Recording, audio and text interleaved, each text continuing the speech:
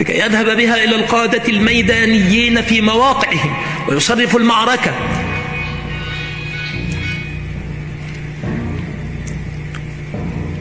وهذا من الخذلان أيضا. لا يستطيع الواحد أن يغلق هاتفه. والله المشتكى ما أشد الغربة. اللهم أحسن الختام. كربة، حياة ثقيلة كالجبل على الكاهلين. اللهم أحسن الختام يا رب. أشد الغربة ما هؤلاء الأغراب، مع من يعيش الإنسان؟ ما هذا؟ يعني بتعمل باي باي كده لمين؟ يعني انت عايز تظهر في الفيلم على وبتعمل باي باي؟ انا عايز افهم، بتعمل باي باي كده لمين؟ بتحيي مين؟ نعم؟ بابايا. بتعمل كده لابوك؟ طب ما ابوك معاك في البيت طول النهار. وهو قال لي ان انا اسلم عليك. عليا انا مش عليه هو. لا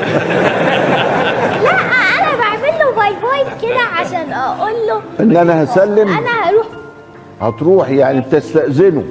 طب اقف هنا شويه عشان تظهر في المكنه دي في البتاع الكاميرا، واعمل لابوك باي باي، قول له هاي باي. اتصور في الكاميرا؟ ما خلاص اتصورت. فهي المشكله دي انت اتصورت خلاص. هو في الحقيقه انت دخلت علينا السعاده. انت اسمك ايه النهارده؟ طه. طب وامبارح؟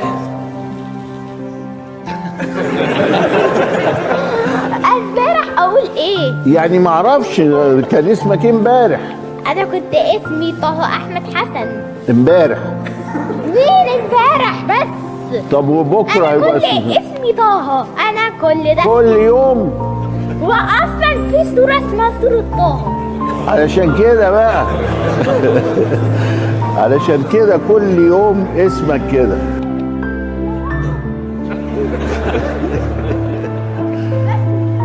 ها اعطالك بوسه في الهوا كده؟ ما ينفعش. روح واحضنه وقول له كده يا بابا.